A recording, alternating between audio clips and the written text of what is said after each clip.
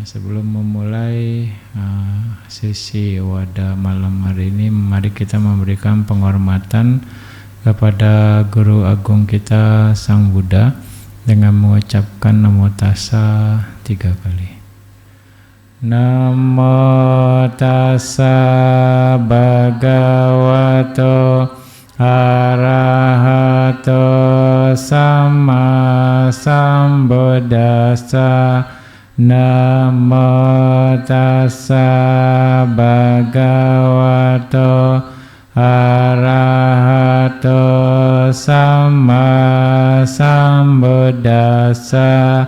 Namo Tassa Bhagavato Arahato Sama Sambuddhassa.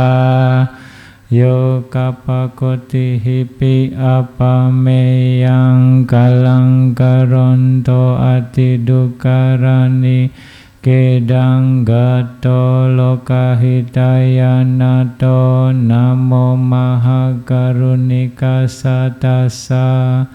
Kepadanya Sang Bhagawa yang selama berkalpa-kalpa tak terhingga telah melakukan perbuatan-perbuatan yang sangat sukar dan yang telah bersusah payah demi kesejahteraan dunia, sembah sujud kepada Bhagawa yang sangat welas asih.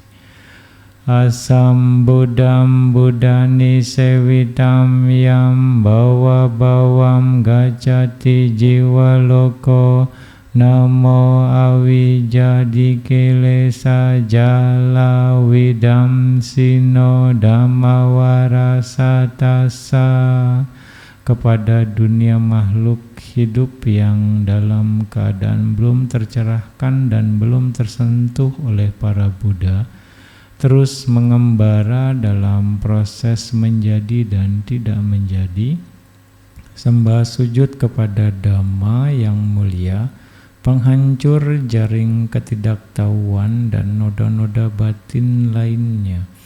Gune hiyo sila samadipanya wimutinya napabutihi yuto ketang jananam kusalatikanam tamariya samgam sirasa namami. Aku menundukkan kepala kepada Sangga mulia yang dipenuhi dengan kebajikan seperti kemoralan, konsentrasi, kebijaksanaan, pembebasan, serta pengetahuan dan penglihatan tentang pembebasan, dan yang merupakan ladang jasa bagi mereka yang mencari kebajikan.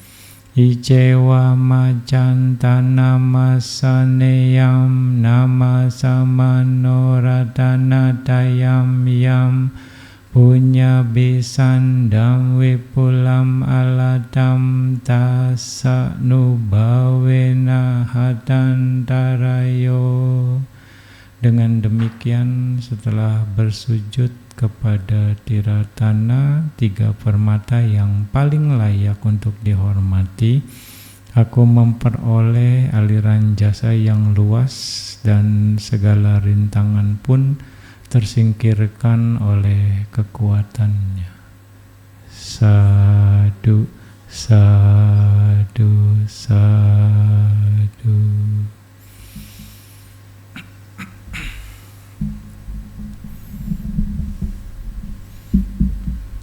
Selamat malam semuanya, Suki Hotu, salam metta.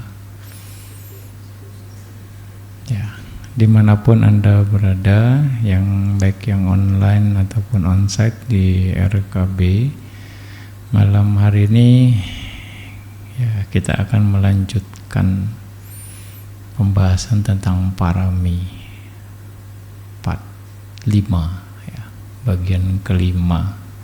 Memang ternyata pembahasan tentang parami ini panjang dan menarik. Ya, semoga ini menjadi catatan Anda dan menjadi pengetahuan bagaimana kita bisa mengumpulkan kebajikan dengan kualitas parami. Yang Bante angkat ini adalah pengetahuan-pengetahuan atau narasi yang menjadi menambah pengertian Anda tentang memang perbuatan baik yang baik ya kualitasnya memang harus baik. Salah satunya adalah parami ya. Dan ini diperlukan bagi kita untuk bisa meningkatkan kualitas batin bagi kita yang memang mau mencapai pencerahan. Kualitas parami ini dibutuhkan ya. Nah, sebagai awalan ya Bante akan sedikit pembukaan, narasi pembukaan bahwa dalam kehidupan ini tidak semua orang memiliki kesempatan menjadi tokoh besar, menjadi pemimpin besar, atau orang yang dikenang sepanjang zaman.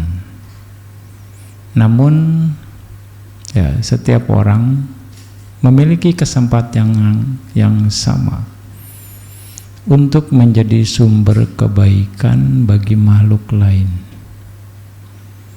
Seringkali kita berpikir bahwa kebajikan harus berupa sesuatu yang besar dan luar biasa.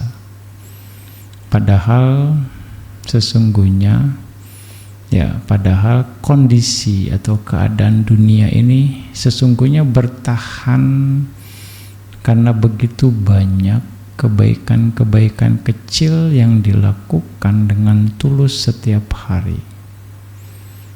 Contoh, seorang ibu yang merawat keluarganya dengan penuh kasih, seorang ayah yang bekerja dengan jujur demi menghidupi keluarganya, seorang sahabat yang mendengarkan saat kita sedang berduka, seorang relawan yang meluangkan waktunya demi membantu komunitas, seseorang yang memilih diam daripada mengucapkan kata-kata yang menyakiti.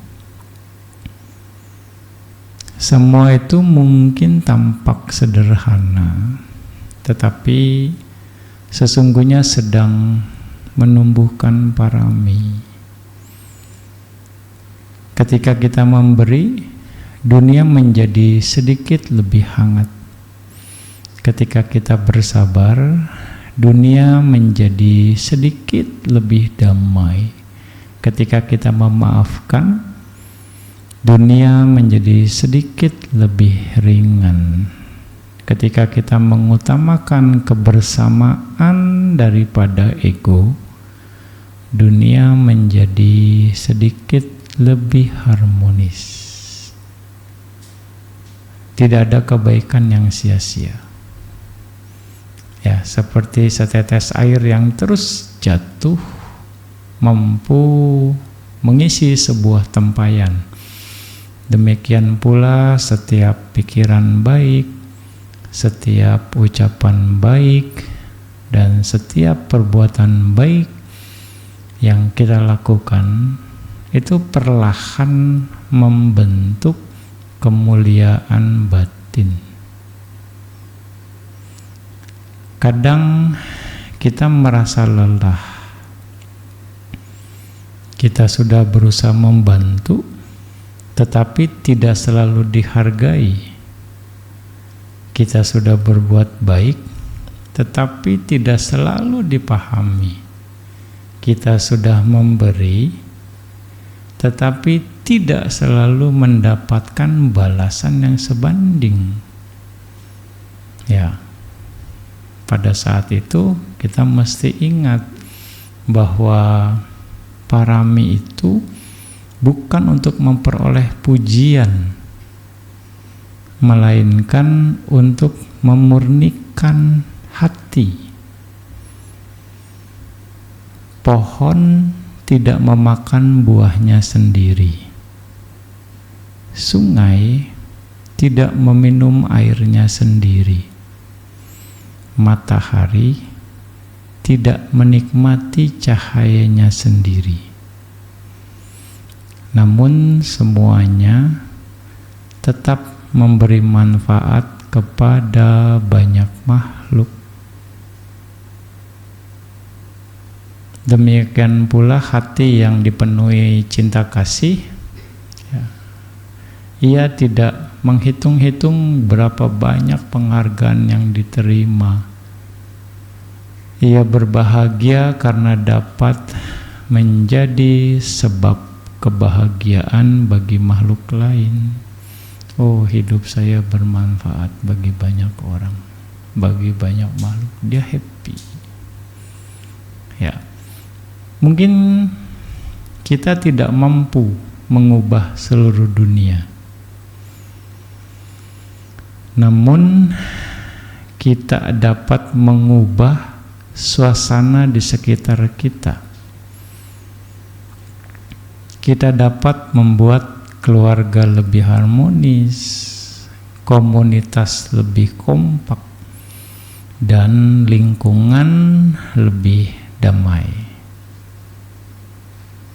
Dan setiap kali kita melakukan kebajikan dengan niat, semoga ini menjadi sebab kebahagiaan bagi banyak makhluk.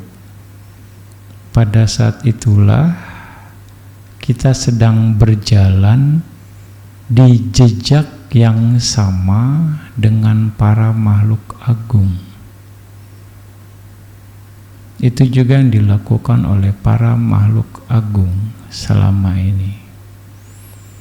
Bukan besarnya pengorbanan yang menentukan nilai sebuah parami, tetapi luasnya cinta kasih yang melandasinya. Ya, masalah kuantitas ya itu belakangan pada akhirnya. Kualitas yang paling penting. Nanti pasti kuantitas juga menentukan. Maka teruslah berbuat baik walaupun tidak terlihat. Teruslah berbuat baik walaupun tidak dipuji. Teruslah berbuat baik walaupun tidak diketahui banyak orang. Karena setiap kebajikan yang lahir dari hati yang tulus tidak pernah hilang dari dunia. Ia menjadi benih kebahagiaan yang suatu hari pasti berbuah. Bukan hanya bagi diri sendiri, tetapi juga bagi banyak makhluk yang tersentuh oleh kebaikan itu. Ya. Dan mungkin tanpa kita sadari,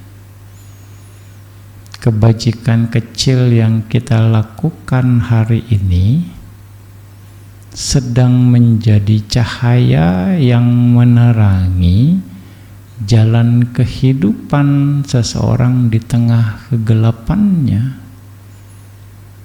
Maksudnya gimana nih?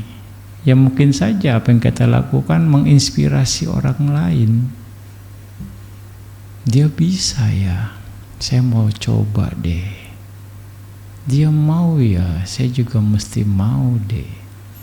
Dia bisa, ya kan? Ya kan, di situ. Ya, maksudnya ya mungkin tanpa kita sadari kebajikan kecil yang kita lakukan hari ini sedang menjadi cahaya yang menerangi jalan kehidupan seseorang di tengah kegelapannya. Ya makanya kita jangan berpikir sesuatu yang tidak berarti itu. Semua akan ada manfaatnya. Kebajikan tidak ada yang sia-sia. Oke. Ya. Bisa paham ya di sini. Nah, ini sebagai pembukaan dari Bante. Nah, makanya kebajikan satu dengan yang lain akan berhubungan. Ya, Bante juga sering katakan bahwa ketika satu kebajikan dilakukan, atau kualitas ketika satu dhamma bekerja, maka dhamma yang lain akan mengikutinya. Ya enggak? Nah, di sini Bante ulang lagi. Minggu lalu sudah tentang bagaimana kualitas-kualitas baik akan bergerak ya dengan kualitas baik yang lain. Bante kasih contoh di sini adalah meditasi. Ya, minggu lalu sudah Bante jelaskan ini. Bante akan ulang lagi sebatas pengingat bahwa dengan kita bermeditasi itu bisa menjadi ladang tumbuhnya semua parami, semua kualitas-kualitas baik akan bertumbuh dalam satu action, dalam satu aktivitas kebaikan kita, yaitu meditasi. Ya, banyak orang menganggap meditasi hanya sebagai latihan untuk menenangkan pikiran. Padahal dalam pandangan Dhamma, meditasi adalah salah satu sarana yang sangat kuat untuk mengembangkan dan menyempurnakan parami. Ketika seorang duduk bermeditasi, mungkin dari luar terlihat hanya diam, namun di dalam batinnya sedang berlangsung latihan yang sangat mendalam. Setiap kali ia kembali menyadari napas, melepaskan gangguan pikiran, dan menjaga kesadaran, sesungguhnya banyak kualitas luhur sedang bertumbuh secara bersamaan. Ya. Dana parami dalam meditasi. Saat bermeditasi, ya, kita sedang memberikan hadiah yang sangat berharga kepada diri sendiri dan makhluk lain, yaitu batin yang lebih damai dan lebih bijaksana. Semakin damai batin seseorang, semakin sedikit kemarahan, kebencian, dan keserakan yang kita sebarkan kepada dunia. Dengan demikian, ya, meditasi bukan hanya bermanfaat bagi diri sendiri, tetapi juga menjadi bentuk pemberian yang tidak terlihat kepada banyak makhluk. Seseorang yang melatih batinnya sedang menyiapkan dirinya menjadi sumber kedamaian bagi orang-orang di sekitar. Ya, itu dari sudut pandang dana parami. Sila parami dalam meditasi. Ketika bermeditasi, kita mengamati dorongan-dorongan dalam batin tanpa mengikutinya. Kemampuan ini memperkuat pengendalian diri yang sangat berguna dalam kehidupan sehari-hari. Ya, artinya ketika pikiran muncul, kembali ke objek. Ya kan? Kita tanpa mengikutinya. Perasaan muncul, kembali ke objek. Sensasi muncul, kembali ke objek, ya kan? Fenomena muncul, kembali ke objek. Terus, nah itu bentuk pengendalian diri. Anda mengendalikan kondisi saat ini hanya ke objek meditasi Anda, tanpa terikut ke sana. Nah, ini akan memperkuat pengendalian diri yang berguna dalam kehidupan sehari-hari. Orang yang sering bermeditasi biasanya lebih mampu menahan ucapan yang menyakitkan, lebih mampu mengendalikan emosi, dan lebih berhati-hati dalam bertindak. Ya, itulah mengapa meditasi memperkuat sila parami. Ya. Lalu nekkhamma parami dalam meditasi. Setiap kali kita duduk bermeditasi, kita sedang melepaskan sementara kesibukan, hiburan yang biasa kita tonton, dan kesenangan indrawi, hanya mengamati nafas saja. Ya, kita memilih meninggalkan ponsel, handphone, meninggalkan percakapan, pekerjaan, dan berbagai rangsangan luar untuk kembali melihat ke dalam diri. Inilah praktek nekama yang nyata. Ya, meditasi mengajarkan bahwa kebahagiaan itu tidak harus selalu dicari di luar.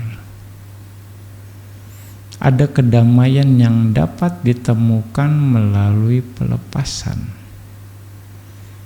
Ya. Panya parami dalam meditasi. Tujuan tertinggi meditasi bukan sekedar ketenangan, melainkan kebijaksanaan. Melalui pengamatan yang terus-menerus, kita akhirnya kita mulai melihat segala sesuatu berubah, perasaan datang dan pergi, pikiran muncul lalu lenyap. Ya, tidak ada sesuatu yang dapat dipertahankan selamanya. Nah, pemahaman langsung ini bisa dikategorikan sebagai panya di levelan itu. Kebijaksanaan tidak lahir dari banyak membaca saja, tetapi dari melihat kenyataan sebagaimana adanya. Makanya ada dalam teks dikatakan Sutta Maya Panya, ya, cinta Maya Panya, dan Bawana Maya Panya. 3 tahapan panya. Wirya parami dalam meditasi. Duduk bermeditasi secara teratur itu membutuhkan usaha yang konsisten. Ya, ada hari-hari ketika pikiran tenang. Ada hari-hari ketika pikiran sangat gelisah. Ya, namun praktisi yogi tetap duduk dan terus berlatih. Ya, disinilah wirya berkembang. Sekali lagi, meditasi bukan kalau lagi enak aja ndak mau meditasi gitu. Enak nggak enak meditasi, itu wirya, konsisten. Jangan lagi mood aja meditasi, lagi mau aja saya enggak gitu kan. Makanya kalau retret ikutin jadwal gitu kan. Jadi enak nggak enak, Anda segar, Anda ngantuk, Anda lapar, Anda kenyang, medi gitu di sini. Ya kan? Meditasi mengajarkan bahwa kemajuan tidak datang karena semangat sesaat, tetapi karena ketekunan yang berkelanjutan. Ya, itu filosofi dari wirya. Kanti parami dalam meditasi. Ketika bermeditasi sering menghadapi rasa bosan, sakit, gelisah, ngantuk, pikiran yang kemana-kemana gitu. Ya, jika kita tetap mengamati dengan sabar tanpa marah atau putus asa, maka kanti sedang berkembang.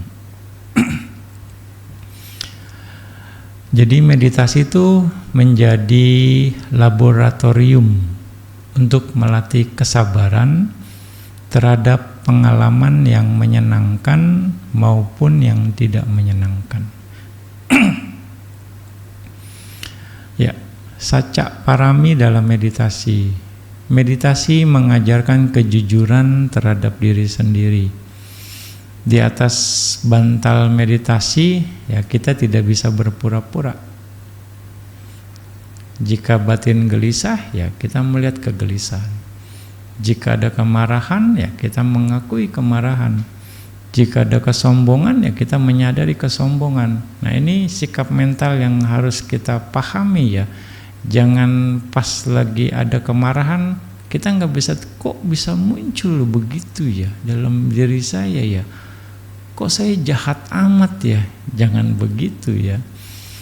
Jadi kita harus akui ya, kita punya potensi itu, dia muncul. Jika ada lagi sombong, kok saya gini amat ya? Padahal udah tahu banyak dhamma gitu. Nah, jadi kita hanya menyadari ya masih ada potensi ini ya. Nah itu yang sehingga kita belajar jujur sama diri sendiri, bukan tidak nerima kondisi kita sendiri. Ya, inilah praktek saca yang sangat mendalam, melihat diri sendiri apa adanya tanpa menutupi kenyataan. Makanya dengan meditasi kita akan jadi kenal diri sendiri. Kita akan jadi tahu potensi diri sendiri, kelebihan dan kekurangan kita pada akhirnya. Ya. Oke, Aditana Parami dalam meditasi. Banyak orang memulai meditasi dengan semangat, tetapi berhenti ketika menghadapi kesulitan. Udahlah, nggak mau meditasi lagi, kakinya sakit.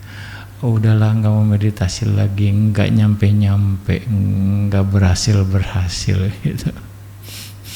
Ya. Sebaliknya, mereka yang terus berlatih mengembangkan aditana. Setiap kali kita berkata, saya akan tetap berlatih meskipun hasilnya belum terlihat, maka keteguhan tekad sedang diperkuat. Nah, saya akan emphasize-nya di proses. Ya, hasil nanti dulu nggak apa-apa gitu. Saya akan terus bergerak, saya akan terus berlatih walaupun hasilnya belum terlihat gitu. Ya, jadi meditasi mengajarkan bahwa perubahan besar lahir dari ketekunan yang panjang. Ya. Metta parami dalam meditasi. Batin yang tenang secara alami menjadi lebih lembut dan penuh kasih. Ya. Dalam meditasi metta kita melatih dengan harapan tulus, semoga semua makhluk berbahagia. Semoga semua makhluk terbebas dari penderitaan. Nah, ketika kebencian berkurang dan cinta kasih bertambah, maka metta parami berkembang. Orang yang sering bermeditasi biasanya lebih mudah memahami, memaafkan, dan bisa menerima orang lain. Itu karena metta, ya, mettanya berkembang. Upekkha parami dalam meditasi. Selama meditasi kita belajar melihat berbagai pengalaman datang dan pergi.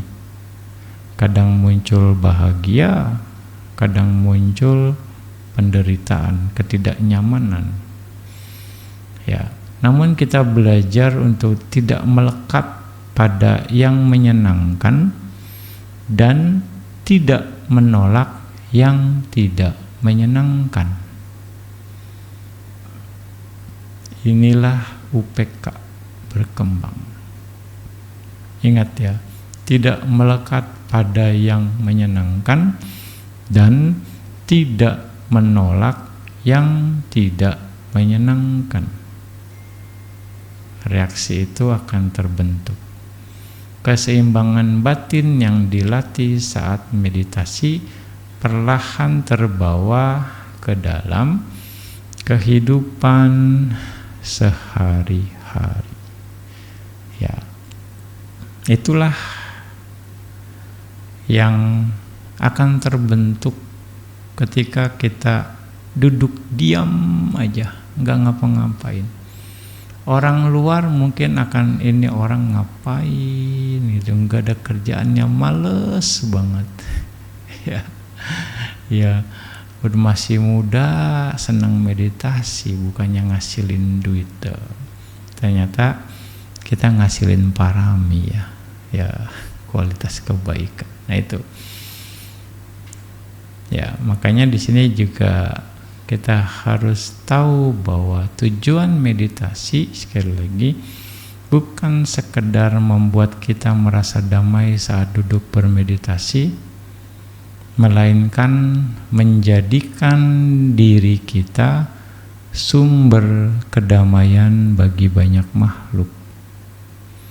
Dan ketika batin menjadi sumber kedamaian bagi banyak makhluk, di sanalah seluruh parami mulai bersemi dan berkembang menuju kesempurnaannya. Ya, makanya di sini kita kan bisa lihat kualitas seseorang, ya, bagaimana, apakah dia itu sudah memahami Dhamma dengan baik atau tidak. Kalau memahami dengan baik, pasti outputnya juga akan baik. Ketika bermeditasi, dia terlihat lebih friendly, lebih bersahabat, ada kenyamanan kita mendekat. Berarti meditasinya sudah on the track, sudah benar. Tapi kalau dia meditasinya makin tegang, ya makin kita pun nggak nyaman dekat-dekat dia gitu. Kita pun jadi, dia pun nggak suka kalau didekati orang. Nah, berarti ada yang kurang pas masih dari sudut pandang. Jadi banyak penolakan mungkin, banyak ketakutan, terlalu antisipasi mungkin. Ya, jadi terlalu tegang untuk diri sendiri. Nah, kira-kira seperti itu. Ya, ini hal kecil. Artinya satu action akhirnya bisa menghasilkan kualitas yang lain. Inilah contoh ketika satu dhamma bergerak, maka dhamma yang lain mengikuti. Nah, ini ketika dalam meditasi. Nah, bagaimana berikutnya masih sehubungan dengan meditasi, ya, bagaimana kita bisa mengumpulkan parami dalam kehidupan sehari-hari di lingkungan meditasi, di lingkungan meditator. Kalau misalnya Anda ikut retret, bagaimana nih Anda bisa mengaplikasikan ini?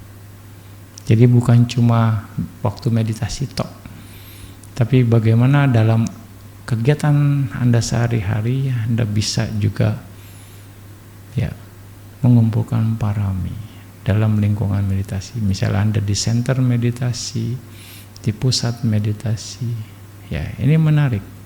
Ya, ini perlu Anda ingat supaya Anda bisa sekali dayung 2-3 pulau terlampaui gitu. Ya.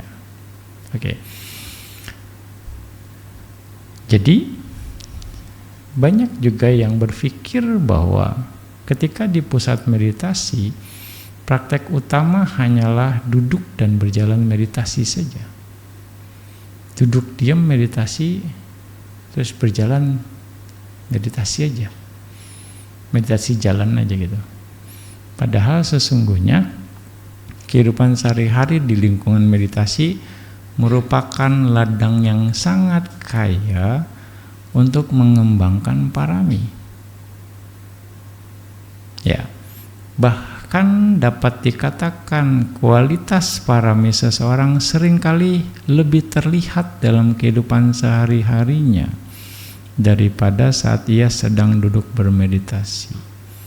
Sebab ketika berinteraksi dengan orang lain, menghadapi aturan, keterbatasan, dan berbagai kondisi yang tidak selalu sesuai keinginan, disitulah kualitas batin diuji dan dimurnikan.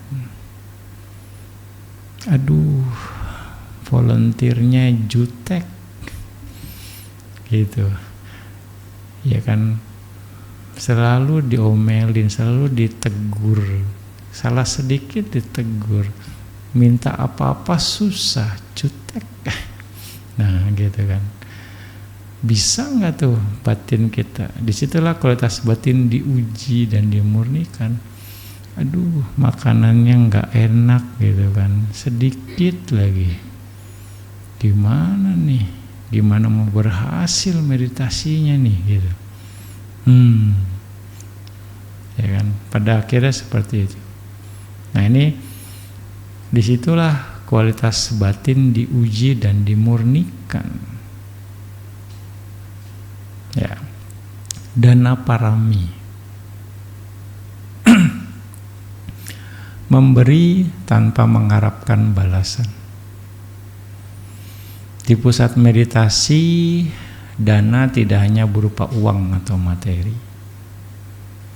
Seorang meditator dapat melatih dana dengan membantu membersihkan ruang meditasi. Ya, membantu membersihkan toilet, ya, menyiapkan kebutuhan bersama, ya, kalau memang diperlukan, membantu meditator baru memahami aturan kalau memang diperlukan, memberikan senyum, ya, perhatian dan keramahan, ya, walaupun ada tanda noble silent gitu ya. Ya, itu masih oke. Nah, berbagi pengalaman yang bermanfaat ketika diminta untuk motivasi. Ya, jangan jadi satu beban. Nah, ini sesuatu hal yang dalam lingkungan meditator itu sendiri. Nah, Bante cerita waktu Bante di Myanmar pun tiap sore Bante nyapuin Dhamma Hall. Tiap sore habis nyapuin Dhamma Hall, Bante bersihin toilet, gitu. Ya kan, sikat toilet tiap sore. Dengan biku yang lain, habis itu baru minum sore, jalan-jalan, naik lagi. Nah, itu luar biasa pengalaman. Ya, sapu-sapu jalanan, ya, habis makan pagi, ya, jalanan kotor langsung ambil sapu, bersihin daun-daun gitu supaya biku yang lain nyaman lewat gitu kan. Nah, itu salah satu, jadi bersih. Itu keuntungan buat kita. Kita punya kesempatan untuk melakukan yang bermanfaat bagi banyak orang. Oke. Bahkan menjaga suasana tenang agar orang lain dapat berlatih dengan nyaman merupakan bentuk dana yang sangat berharga. Ya. Seorang meditator yang memahami dana akan bertanya, apa yang dapat saya berikan demi mendukung praktek orang lain? Bukan apa yang bisa saya peroleh dari tempat ini. Ntar retret 10 hari saya dapat apa nih ya? Sampai jana enggak nih? Sampai sotapana enggak nih ya? Saya dapat apa nih ya? Apa yang saya mau dapat nih gitu. Bukan apa yang dapat saya berikan demi mendukung praktek orang lain.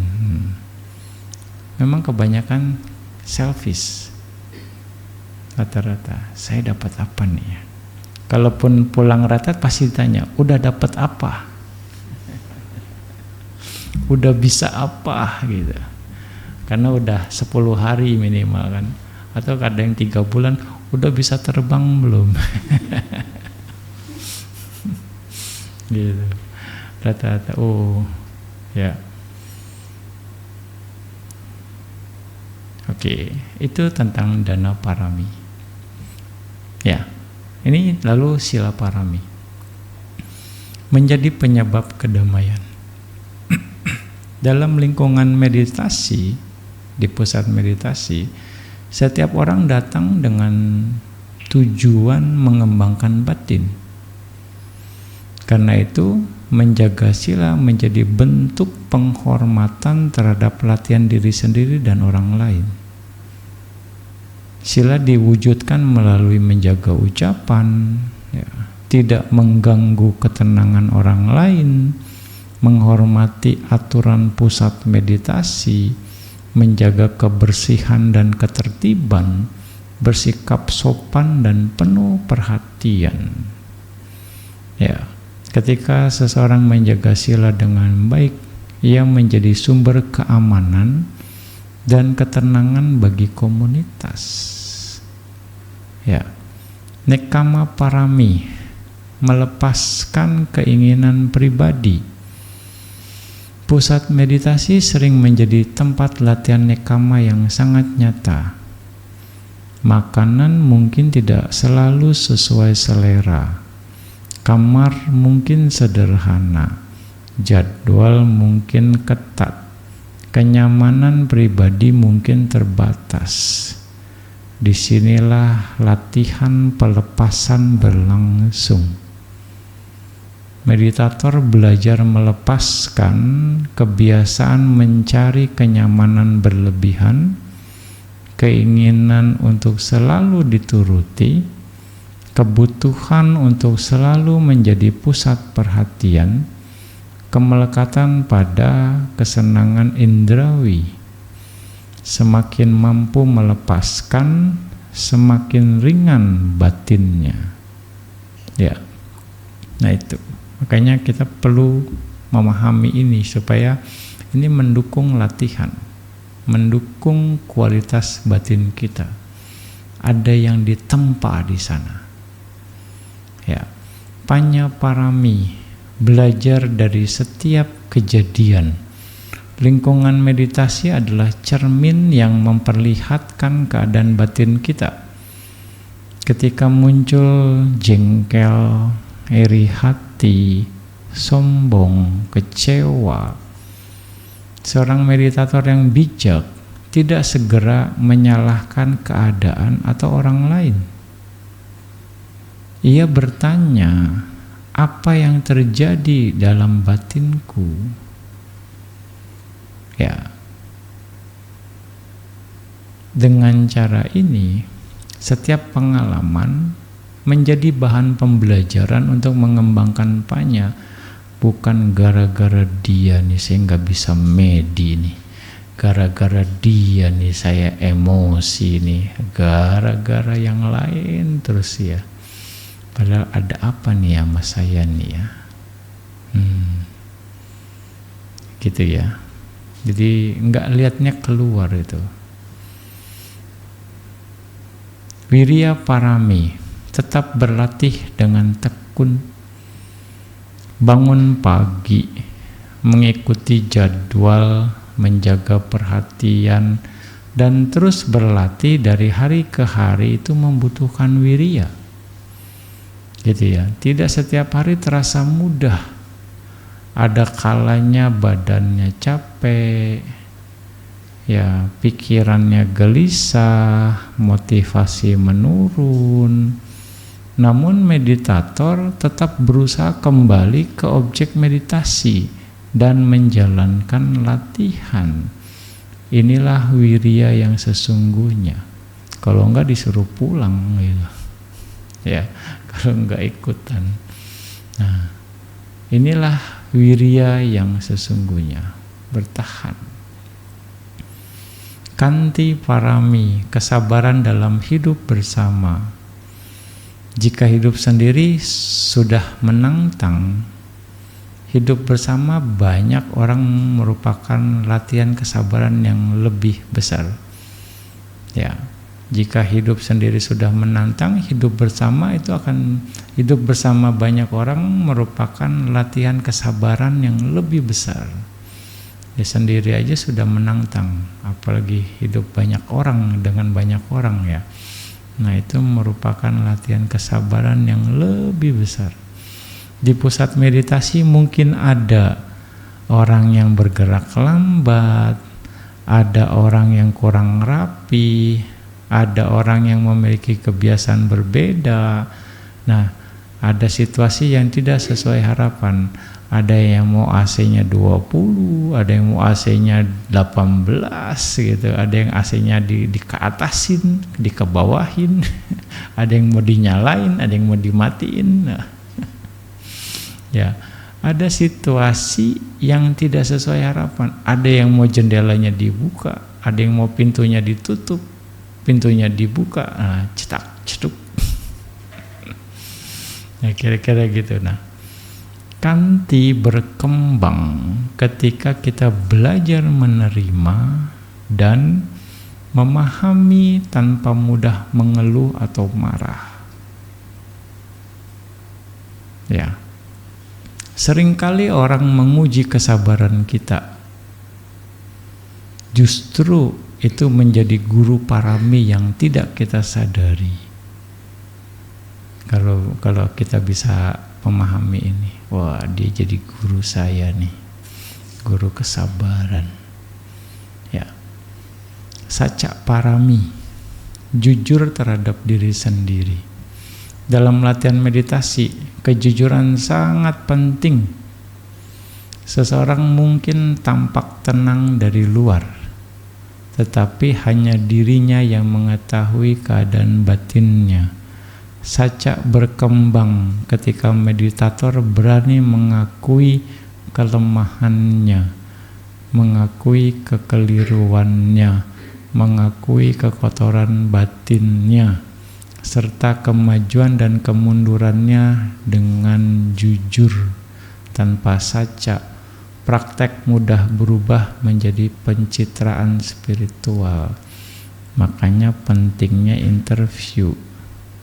Cerita aja, wah, Bante saya kesal sama Bante ini, misalnya Bante. Iya, Bante pilih kasih nih gitu. Misalnya, ya kan, ya kan, ini enggak, kalau lagi enggak enak, enggak mau cerita sama Bante lah. Kalau lagi bagus-bagus aja saya cerita sama Bante. Kalau lagi maju aja meditasinya saya cerita.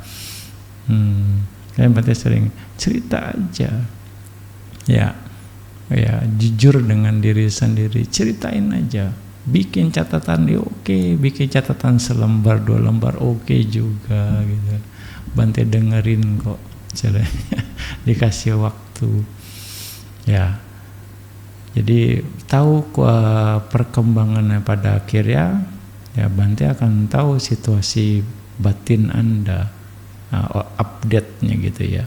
Jadi Bante punya data kondisi saat ini. Oh, sedang seperti ini kondisinya. Jadi Bante akan coba untuk cari solusi, memberikan solusi yang tepat saat itu. Ya, jadi juga ya jangan malu untuk misalnya jadi mundur atau gengsi atau bagaimana, takut, tidak. Ya, harus dengan jujur. Tanpa saca, praktek mudah berubah menjadi pencitraan spiritual. Gitu. Aditana parami, bertahan dalam jalan Dhamma.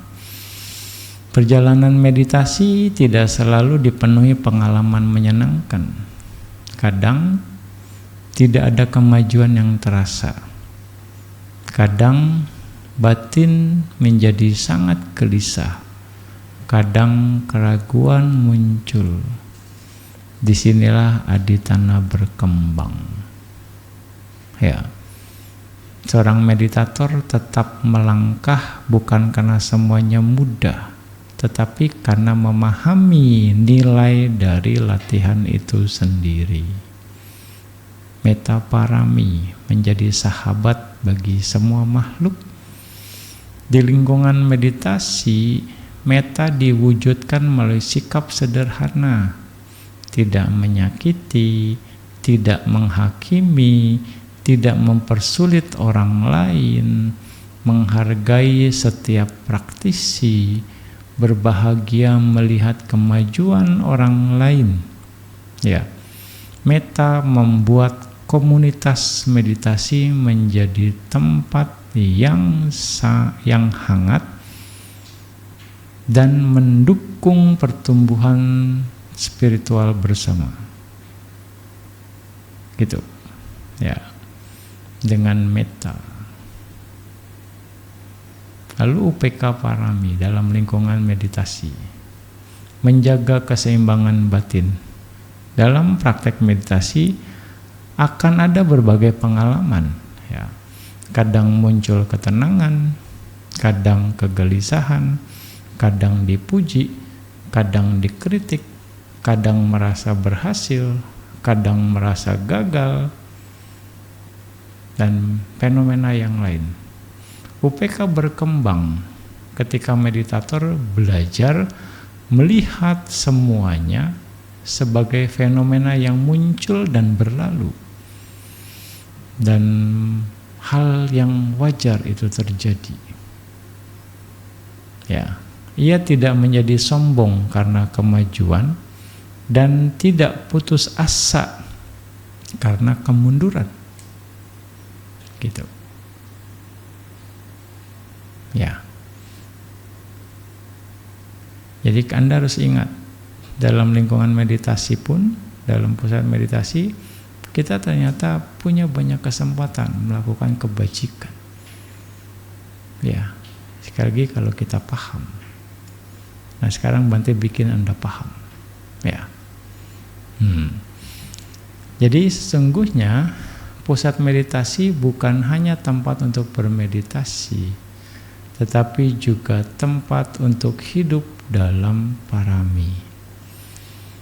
Ruang makan misalnya menjadi tempat melatih dana dan nekama. Ya, makanan enak nggak enak telan aja udah, nggak sesuai selera. Ada rasa atau nggak ada rasa, ya sudah masukin aja deh, nggak pilih-pilih gitu. Misalnya kayak Bante masukin semuanya makannya di bowl, masuk doh. Dimakan enggak ya udah nanti saja coba. Ya kan. Nah, ruang kerja menjadi tempat melatih wirya dan aditana.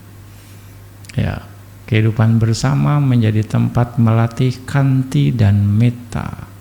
Keheningan menjadi tempat melatih saca dan panya. Nah, setiap peristiwa, ya, setiap kejadian menjadi kesempatan mengembangkan UPK. Gitu. Maka seorang meditator yang bijaksana tidak hanya bermeditasi saat duduk di atas bantal meditasi. Ia menjadikan setiap langkah, setiap tugas, setiap interaksi, dan setiap keadaan sebagai kesempatan untuk menyempurnakan parami. Ya. Dengan cara demikian, seluruh kehidupan di pusat meditasi berubah menjadi jalan latihan yang utuh, di mana meditasi dan parami tidak lagi terpisah, melainkan saling menopang dalam proses pemurnian batin demi kebahagiaan dan kesejahteraan semua makhluk. Ya. Makanya kalau sampai ada yogi sama yogi berantem, waduh udah jauh amat gitu ya. Sampai ribut, wah. Dia tidak memanfaatkan kesempatan, apalagi ya ribut juga sama volunteer gitu, nggak akur gitu satu dengan yang lain. Termasuk juga sesama volunteer gitu. Dia melewatkan kesempatan baiknya untuk mengumpulkan kebajikan gitu. Kira-kira seperti itu. Nah, itu memanfaatkan tempat ya, dari meditasi dan pusat meditasi itu sendiri. Ya, jadi Anda perlu tahu ini ya, Anda perlu pelajaran ini dengan baik. Makanya jangan cuma meditasi toh, kita harus buka wawasan kita. Banyak kesempatan untuk berbuat baik ternyata. Ya, banyak kesempatan kita untuk menambah kualitas-kualitas baik yang justru itu membantu kita untuk ya lebih memurnikan batin. Ya mungkin nggak banyak yang menjelaskan ini, makanya rata-rata di Indonesia kalau orang meditasi diem aja nggak mau ngapa-ngapain. Karena dengan terkonsep sama noble silent gitu, semuanya nggak mau diapa-apain. Ya ini selaras dengan apa yang ya Bante alami di Myanmar. Semua harus diurus sendiri, gitu. Ya, lingkungan kita urus, kebersihan kuti kita urus, Dhamma hall juga kita urus, gitu. Para yogi, semuanya. Karena yang nggak ada kapi, yang nggak ada panitia, itu kira-kira ya kemandiran. Jadi kesadaran kita, ketulusan kita dalam berbuat baik itu dilatih. Ya. Sini maksudnya, makanya ketika kita latihan baik, pasti kita akan jadi baik. Kalau kita misal sering latihan dhamma atau praktek meditasi, sikapnya jadi kaku, berarti ada yang salah dari pengertian kita. Jadi takut salah, makin selainnya banyak hal yang tidak sesuai. Ada yang salah dari pengertian kita atau niat kita dalam berlatih, kira-kira gitu ya. Jadi demikian penjelasan Bante tentang bagaimana meditasi itu justru akan juga menghasilkan kualitas baik yang lain, dan juga lingkungan meditasi itu sendiri pada akhirnya ya juga sama. Ketika kita melihat dengan cara yang benar, maka itu pun akan membantu kita untuk meningkatkan kualitas batin kita dengan baik. Ya, oke. Sadu, sadu, sadu.